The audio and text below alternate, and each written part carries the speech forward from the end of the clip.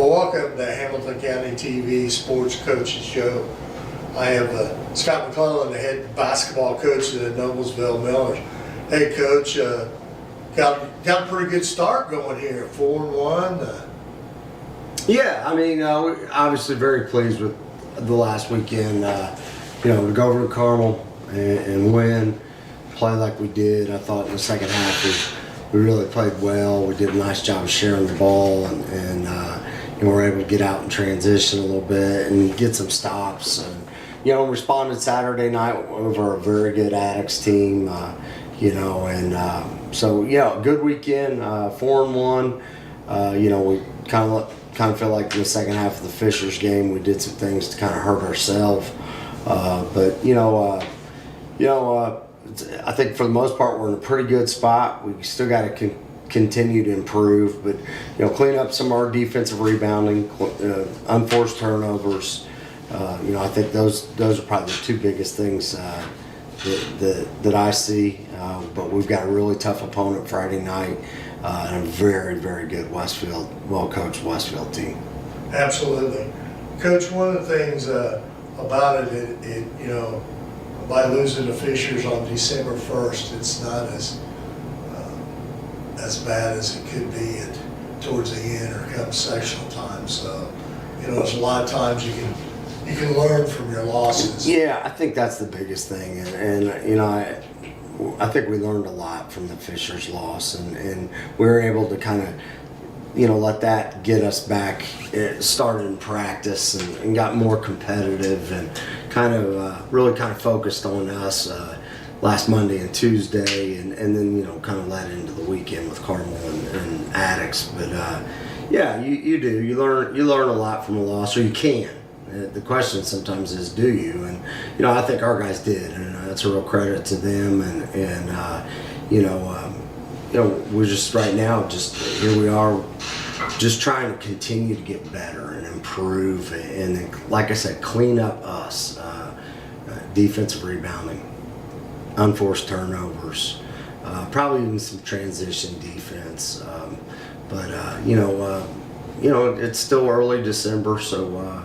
Mid-December, so it's a lot of basketball left, a lot of area to work on, get better, improve, and I think that's ultimately what you're trying to do right now, knowing you've got games, but you still got to focus a little bit on yourself. Coach, one of the questions, and you were mentioned turnovers with the schedule you play, because I think that's always important. I mean, some of the teams that you play are really good basketball teams, so it may have a few more turnovers than normal, but right now you're sitting at 54 turnovers in 5 games. How do you take a look at something like that? I mean, what are you, as a coach, obviously you want 0 turnovers, right? But that's not going to happen. But 54, so roughly just a tad over 10. I think the thing, a Saturday night we had 14 Fishers. I think we had 15 or 16, and so that's just too much against teams of that caliber. And if you don't get that cleaned up, I think that can come back and bite you later in the year. I think sometimes there's different types of turnovers too, and there's effort turnovers.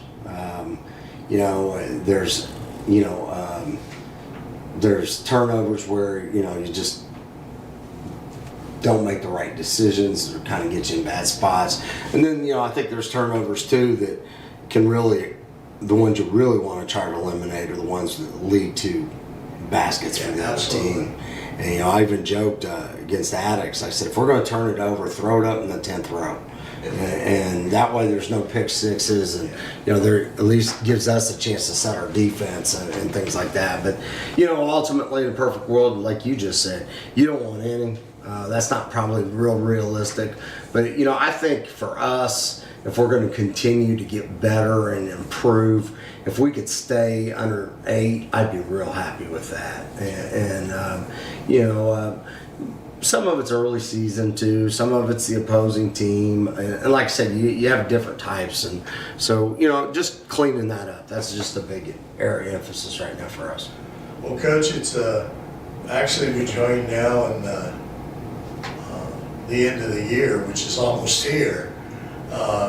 It's kind of a fun, I look at the schedule, and it's kind of a fun schedule for me, being brought up in this area with, when you have those scheduled like Marion and Anderson, and right after the first year, Muncie Central, all those old North Central Conference teams that you know. Oh yeah, I mean those old, you know, North Central Conference, like you just said. I mean, you know, some of our best history in high school basketball come from those schools. Came out there, yeah. You know, it's the world we live in. That dynamic has changed with the automobile industry leaving a lot of those towns, Yes. and they've suffered. You know, those towns have suffered drastically through the years, and you know, you just look at look at the size of the schools that, you know, were there, and you know, being from Muncie, growing up, you know, my first dealings as a high school basketball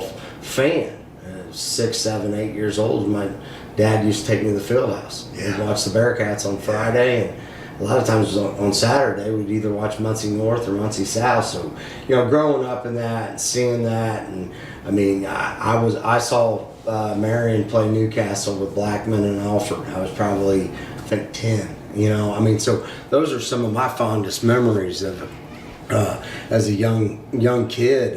But you know, obviously those teams have changed. I mean, they're still very good, and you know, I mean, Kokomo's still thriving. You know, from the NCC. You know, Anderson's off to a great start. You know, Muncie Central's playing strong. But you know, it is the dynamic of our society, and you know, has changed so much that's impacted those schools from the old North Central Conference. And you know, it's really a shame, but it's probably made schools in, you know, the donut communities of Marion County that much stronger and better. Absolutely, So, absolutely. you know, it's just a different time, and you know, dynamic now with the changes that have occurred in the last 30 to 50 years. Yeah, absolutely. But for guys like you and I that love that history and stuff of the basketball, those gyms are, you know. Oh, yeah. I mean, Muncie and Marion, of course, Anderson don't have the wigwam anymore. Right. But yeah. I mean, my mom's from Marion, and so you know, she would always joke about, you know, what it was like in the '60s and things like that. But yeah, I mean, you know, Memorial Gym, Memorial Gym and Kokomo, and you know, I'm partial to the field house in Muncie, North Walnut Street field house. I get goosebumps talking about it. You know, we played our sectional there. You know, so fond, special memories for me as a young kid, and even as a teenager. Not necessarily fond memories of playing in that sectional, but certainly, yeah. So you knew you were going to have your hands full when you went to yeah, that section. absolutely.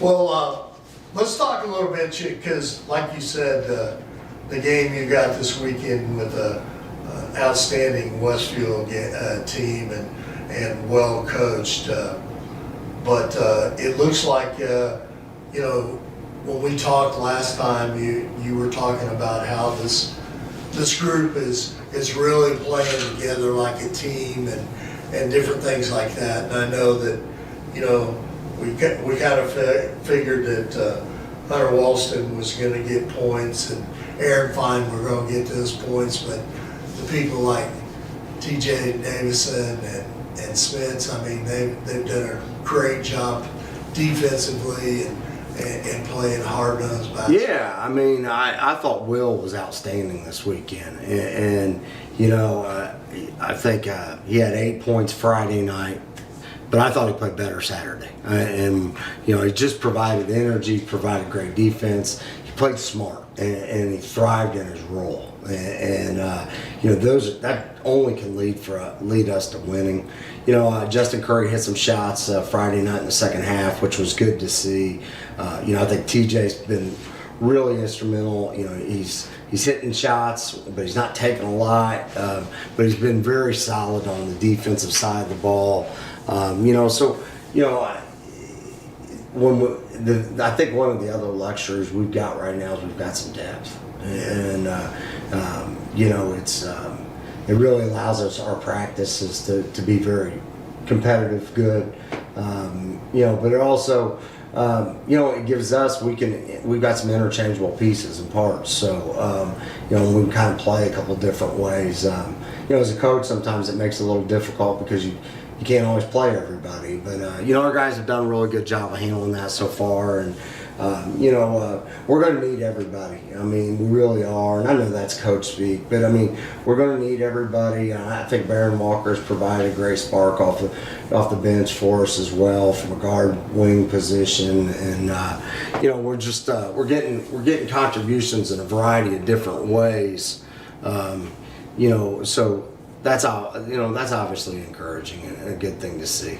And the one thing about it, you know, coming off the football field, so Aiden Brewer kind of got a slow start a little bit, but he seems to be coming on. Yeah, I mean, I think the biggest thing was, I mean, that injury just lingered all football season, and you know, he got to basketball, and we basically just tried to give him some time to be off of that, and then the unfortunate part with that is and true of coming from football, is he's not in basketball conditioning. Yeah. So, you know, it becomes a little bit of a process for him to get back into shape and playing. But, you know, I feel like he's getting better and better each day in practice, getting more acclimated to just being back in basketball. You know, I thought he played really well Saturday for us too at Addicks. I think he had 6 points, but again, not even so much from the point stand. I thought he did a good job. He and Will both on Briscoe. I thought that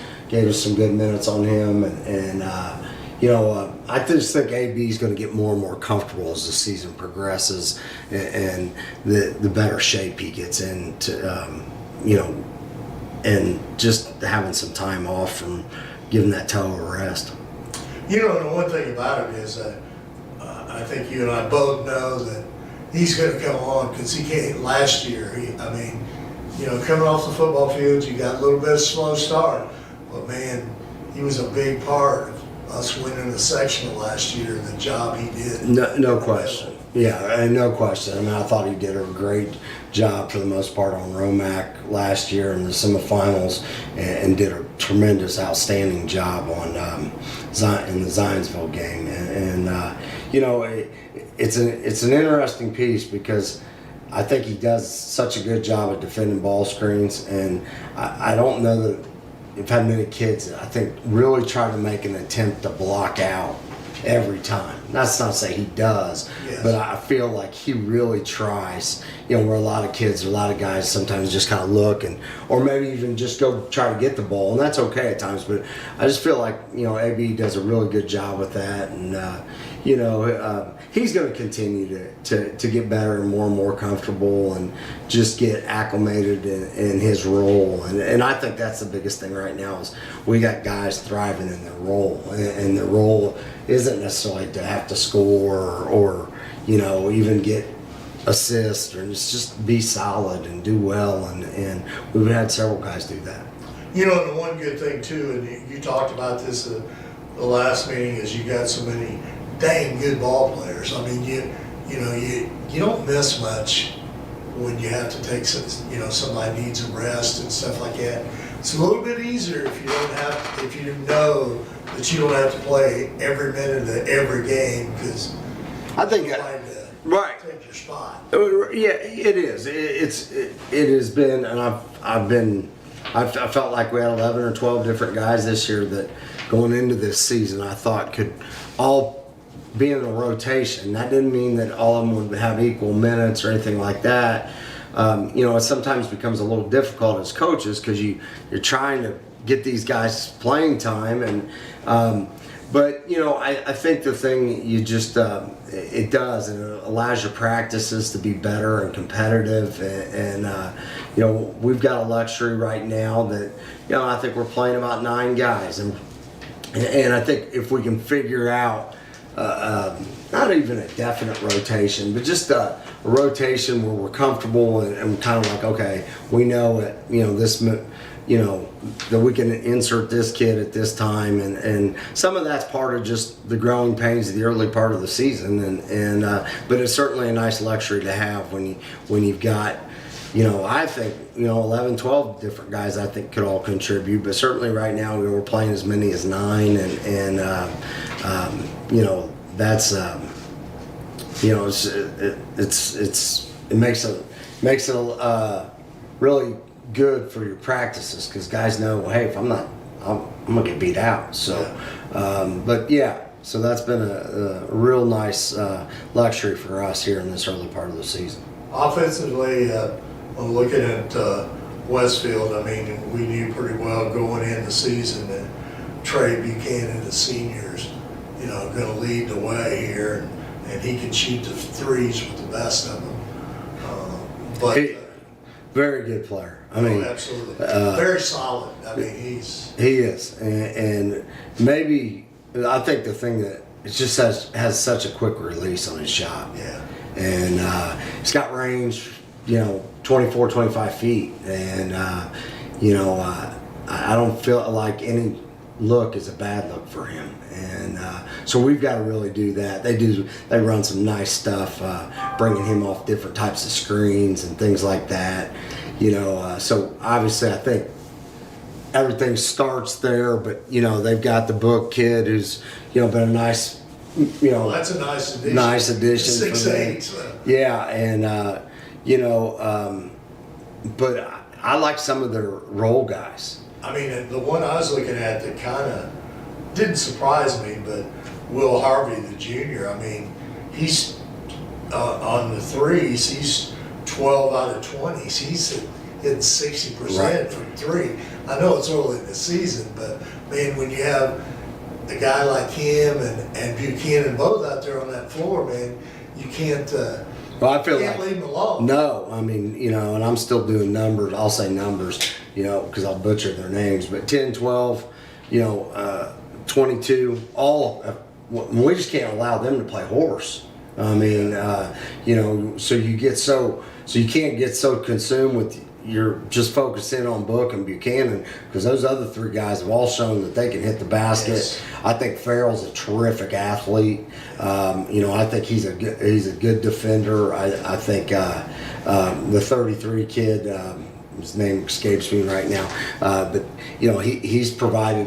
He's played some and has done well, and kind of has got a way of getting some easy baskets, just being around the basket, and so they've got a great team. I mean, it's not just Buchanan and Book by any means. I think if you start thinking like that, you're going to be in for a long, long night, because those other guys have shown that they can put up big numbers and score and hit different shots, and they got a good team. They're well coached. I mean, Shane does a terrific job. I mean, they just, their defense is, they're so well schooled in what they do defensively, and I think for us, we've got to figure out ways to score in the half court.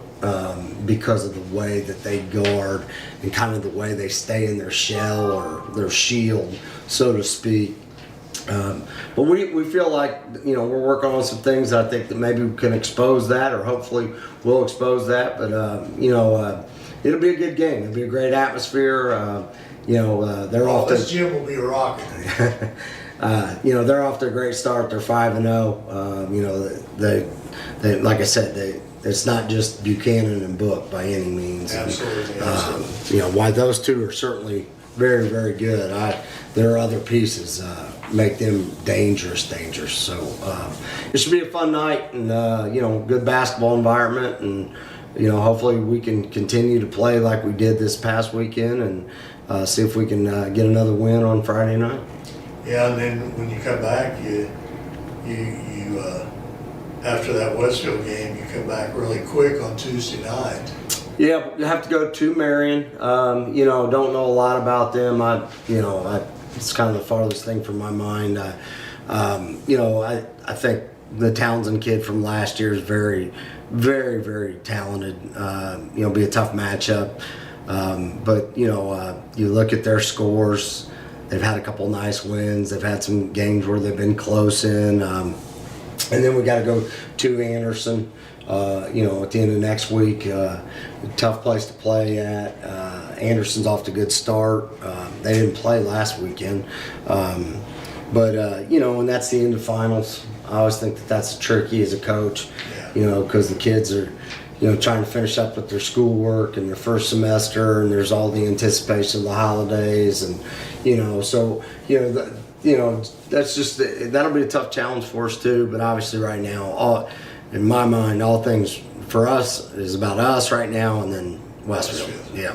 So you know, the one thing about it, I always think it's funny that you were saying, you know, with finals and everything, that sometimes fans forget that these kids are students, not just basketball players, just as. And I will say this for our guys, and I've had teams and kids in the past, but like, it's important to our kids that they do well in school. And I mean, that really is a testament to our young men and their parents that, you know, we've got guys right now, I mean, school is very important to them, you know, and you know, I'm not sure that I could always say that with all the teams that I've absolutely. had. You know, kids sometimes are kids, and you know, I certainly don't want to be. I was just kind of like, let's just get through it. Let me get through here. But I mean, we got some guys that, I mean, they really, you know, their schoolwork is important to them, and they put probably some added pressure and stress on themselves because they want to do so well, and I think that's great, especially in today's day and age where you're seeing less and less of that. Yeah. Well, thanks a lot, Coach. I appreciate you taking time out of your busy schedule. Hamilton County TV will be here Friday night, and I'll broadcast the game Friday night here up in my crow's nest up there. So well, appreciate it. Appreciate all you guys do for high school basketball. I appreciate you. Thank you.